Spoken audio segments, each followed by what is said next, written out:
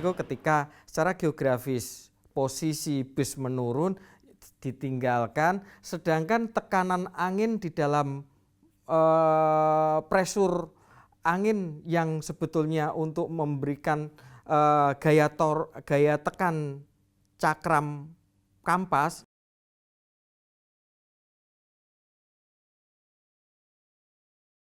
Halo, selamat malam. Jumpa lagi dengan saya di channel Busmania Tegal. Nah, di video kali ini ya teman-teman, itu saya akan membahas mengenai musibah yang kemarin viral itu, yang di Guci Tegal itu.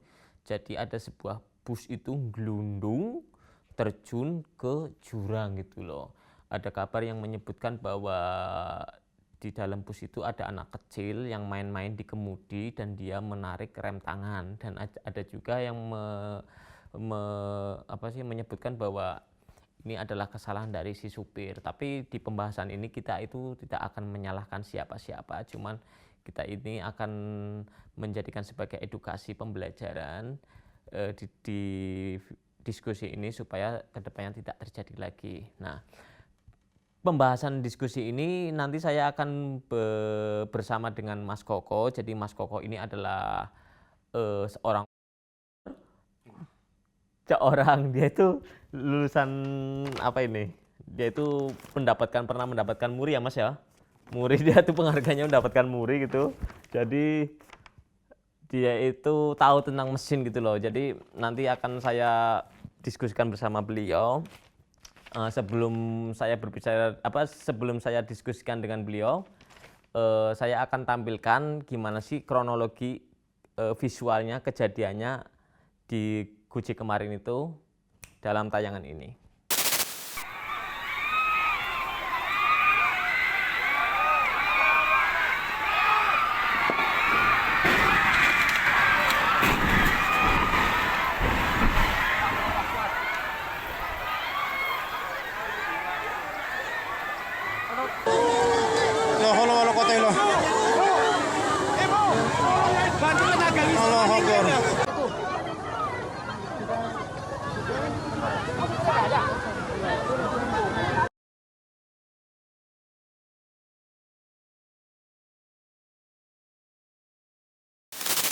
Nah, itu tadi ya teman-teman, video visualnya detik-detik bus itu terjun ke jurang itu, menurut sampean itu gimana? Menurut teman-teman itu gimana? Nah, kali ini saya sudah bersama dengan Mas Koko. Di samping saya ini sudah ada Mas Koko. Saya akan berbincang-bincang mengenai diskusi mengenai kejadian ini, menganalisa bareng-bareng karena Mas Koko itu tahu soal mesin, tuh tahu gitu loh. Dan ya, halo, selamat malam Mas Koko. Selamat malam. Gimana kabarnya? Kabar baik. Sibuk nih kayaknya nih ya. Mas, biasa. Oke. Nah Mas, pertanyaan pertama tuh gini Mas. Jadi ada berita yang sedang viral ini. Jadi Mas Koko sudah melihat tayangan tadi kan, ada sebuah bus terjun ke jurang gitu loh. Jadi kejadiannya tuh seperti ini. Bus itu diparkir di tempat turunan, lalu si pengemudinya ini meninggalkan bus. Dia dalihnya itu, saya sudah ngasih rem tangan kok dan sudah ganjel gitu loh. Lah menurut Mas Koko ini, ini masih simpang siur sih Mas, antara ada yang mengatakan bahwa ini karena rem tangannya ditarik sama anak kecil gitu loh. Dan ada yang mengatakan enggak kok, si anak kecil nggak narik rem tangan kok gitu loh. Nah, menurut Mas Koko, mekanisme kerja rem tangan itu gimana? Setelah bus itu diparkir di turunan, apakah rem tangan ini berfungsi gitu? Apa jebol, mengingat bus tersebut itu sudah banyak beban gitu loh. Beban penumpang sudah ada yang setengah, bilangnya ada yang setengah masuk, ada yang setengah belum masuk gitu. Jadi otomatis bus ini sudah memiliki beban berat gitu loh. Menurut Mas Koko itu gimana? Baik, saya mengikuti memang musibah yang terjadi. Mungkin kita akan turut prihatin dan turut berduka adanya korban. Memang ada yang meninggal dan luka cukup banyak. Mudah-mudahan diberikan satu kesembuhan. Ya. Ini menjadi satu pengalaman kita, mestinya ini ada satu penyidikan lebih lanjut menyangkut KNKT tentunya atau Satlantas setempat. Tapi bagi kita sebagai satu disiplin keilmuan teknis akan mengkaji sebagai pembelajaran bersama kronologis yang terjadi ini supaya menjadi evaluasi supaya tidak terjadi kemudian hari. Iya, betul. Kita tidak menyalahkan, namun apa yang menjadi pengetahuan kita bisa kita sampaikan ke dalam suatu konten media. Harapan ini bisa menjadi diskusi yang saling membangun. Gitu. Nah, kembali memang kami mengamati kronologis ini pada awalnya memang rombongan ini sudah mau berangkat pulang ya. Iya. Mobil ini, bus ini dalam kondisi parkir dan mesin mati. Mesin hidup? Mati dulu. Oh, mati dulu, Tapi ketika mau berbalik, mau ada acara selesai di wisata Guci itu, dia naik bus, mulai bus itu dinyalakan. Nah, kondisi pada saat dinyalakan ini memang dilihat kontur parkirnya posisi menurun. Ya. Kondisi di tanah itu adalah labil, mungkin ya labil, karena di situ ada material masih tanah, bukan aspal full. Terus di kanan itu ada tebing, kiri adalah jurang sungai. Gitu. Sungai. Nah, ketika dia menghidupkan dan posisi dia ganjal, handrem itu memang dua posisikan. Nah, handrem ini adalah sistem brake rem yang dia memerlukan satu tekanan angin yang di situ juga dari putaran mesin, gitu kan. Nah, posisi mesin ini menyala hidup, ini terus terang akan terjadi gerakan getaran yang terjadi di bus itu sendiri, yang membuat posisi roda akan punya gaya gesek, bisa merubah satu posisi ganjal itu sendiri, karena itu unsurnya adalah satu tanah ya, mungkin banyak.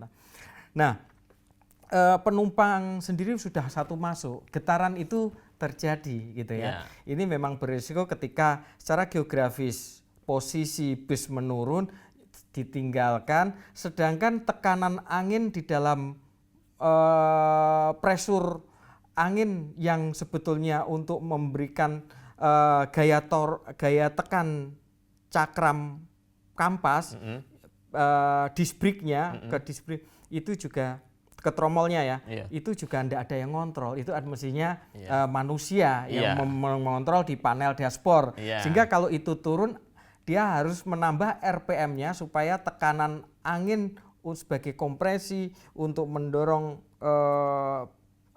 rem ini menjadi nyekram. Ya itu. Nah, ini hal-hal ini kan sebetulnya yang memang perlu kita menjadi perhatian bahwa keselamatan ini memang perlu menjadi dasar utama, tapi itu tak lepas dari sebuah edukasi atau pemahaman dari sistem secara keseluruhan. Jangan kalau sudah karena ketidaktahuan kita akhirnya musibah itu ada. Nah, Mas, berarti salah ya Masnya? Si driver ini meninggalkan bus tersebut. Dia sih bilangnya sudah direm tangan, tapi menurut sampean gimana, Mas? Kita tidak perlulah untuk mencari satu kesalahan seseorang, tapi gimana ini menjadi pembelajaran bersama. Kejadian kecelakaan ini bisa menjadi evaluasi dalam kita berkendaraan juga. Mereka saya pikir sudah punya inisiatif, dia sudah melakukan handrem, dia sudah mengganjal, inisiatif untuk membangun double safety saya pikir sudah punya sudah baiklah kayak gitu.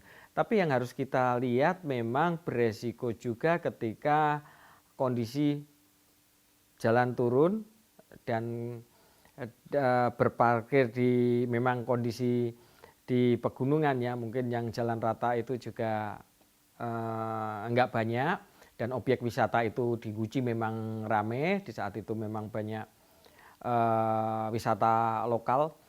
Nah, pada saat di handrem ini, itu pada saat aman-aman saja sebelum ada penumpang masuk.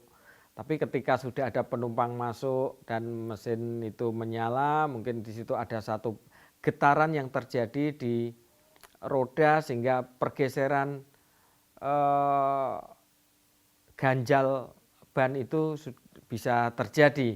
Dan penumpang yang semakin banyak membuat beban kendaraan ini punya gaya luncur yang lebih berpotensi lebih berat, sehingga dari fungsinya handrem ini memang dia tidak akan bisa mencengkram lebih sempurna lagi. Jadi itu maka perlunya adanya driver yang harus standby di kemudi pada saat memang penumpang itu sudah mulai masuk dan dia duduk di posisinya masing-masing. Nah, ketika ada driver, mungkin pedal rem itu bisa dilakukan oleh driver dengan melakukan penambahan tekanan di rem itu dengan melakukan penambahan tekanan di pedalnya. Jadi handrem itu ketika sudah di-on-kan, dia tekan cengkramnya itu tidak bisa seperti cengkraman ketika pedal rem itu ditekan oleh kaki. Mungkin itu yang menjadi evaluasi. Nah, Mas Koko ada yang mau disampaikan lagi nggak, Mas, dengan kejadian ini supaya teman-teman bisa tahu nggak boleh seperti ini gitu loh. Ada yang mau disampaikan lagi nggak menurut Mas Koko? Jadi dari pengalaman kejadian ini hendaknya memang kita dalam berparkir melihat posisi armada itu sendiri secara geografisnya, dan tekanan rem itu sendiri memang ini untuk mobil besar. Kalau mobil-mobil yang minibus kecil-kecil memang tidak ada tekanan angin, tidak ada kontrol meter tekanan angin, tapi setidaknya bahwa kehati-hatian, waspada, pengetahuan itu menjadi hal penting untuk menjaga terjadinya satu resiko, apalagi membawa dampak jiwa manusia yang bisa menjadi korban juga. Maka saya pikir komunikasi hal-hal ini gimana bisa menjadi interaksi, komunikasi yang terjalin untuk bisa mengingatkan waspada terjadinya kecelakaan memang diawali dari sebuah ketidakhati-hatian atau ketidakwaspadaan itu. Mungkin itu sih. Nah, kalau untuk pertanyaan terakhir, tips parkir di tempat turunan itu seperti apa, Mas? Supaya tidak terjadi seperti itu lagi.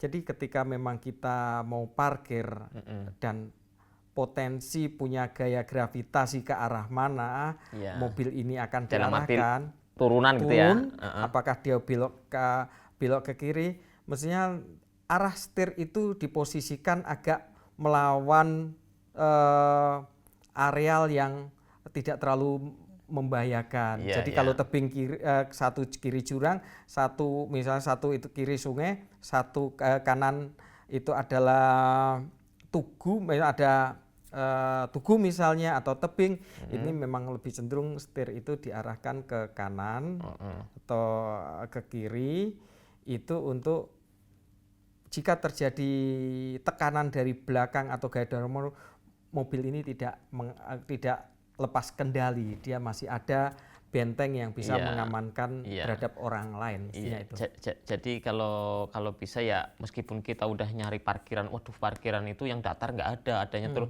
ya kita usahakan dibelokin setirnya gitu ya, ya Mas Koko ya, dibalikin setirnya menuju ke jangan ke tebing gitu loh, jangan lurus juga. Oke teman-teman, jadi itu tadi diskusi saya dengan Mas Koko. Semoga mudah-mudahan dengan diskusi ini adalah sebagai edukasi, pembelajaran buat teman-teman yang profesinya sebagai supir atau buat teman-teman yang lain, pengendara yang lain, supaya tidak terjadi hal seperti ini lagi. Nah, di video selanjutnya ini saya akan tampilkan jalan menuju Guci gitu loh. Guci itu indah teman-teman. Jadi kalau mau ke Guci itu ya tetap kita harus waspada, hati-hati, karena emang Guci itu jalannya itu liku-liku gitu. Tapi kalau sudah sampai puncaknya Guci itu, teman-teman akan merasakan keindahannya gitu lah. Nah, ini videonya akan saya tampilkan setelah ini, oke?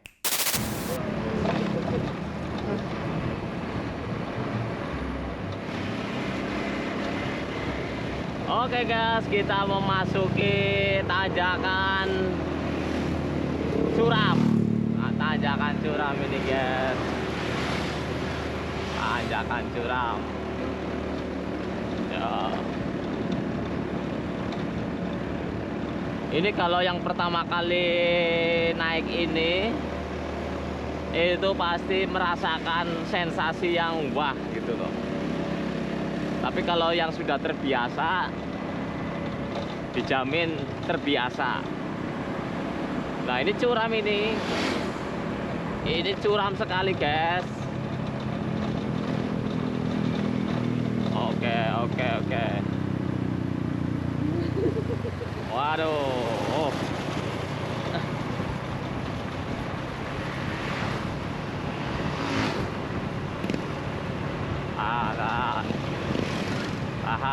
Tahan. Jangan mau pakai rem depan ya. Ini kita mau memasuki letter S. Letter S.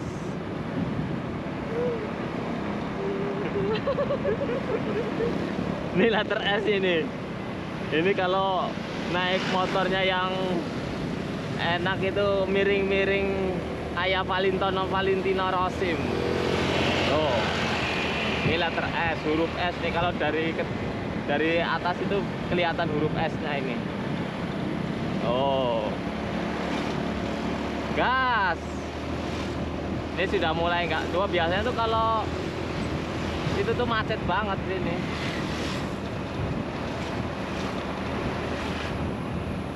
Kelihatan nggak jalannya?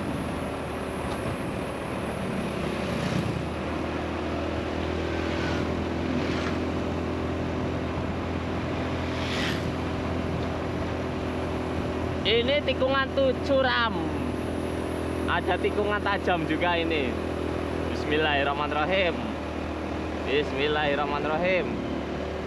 Oke, sip. Yuk, sikat.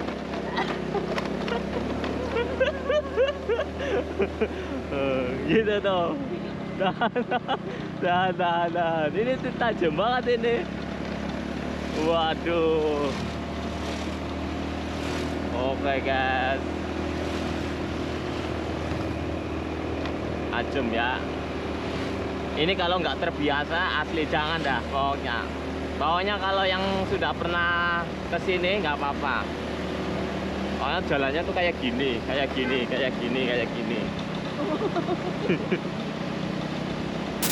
Nah, jadi itu ya teman-teman, tadi video tentang perjalanan dari bawah sampai ke Guci itu. Guci itu indah teman-teman. Jadi teman-teman jangan takut untuk pergi ke Guci. Tapi harus hati-hati juga, waspada juga, karena ya Guci kan jalannya liku-liku, banyak tebing-tebing gitu loh. Jadi ya seperti yang video sampean tadi tonton itu. Jadi itulah Guci gitu. Sekian dulu ya teman-teman videonya, semoga bisa bermanfaat untuk teman-teman dan bisa sebagai pembelajaran edukasi untuk teman-teman juga gitu loh. Saya sebagai kru Busmania Tegal dan teman saya Mas Koko mengucapkan banyak-banyak terima kasih. Wassalamualaikum warahmatullahi wabarakatuh.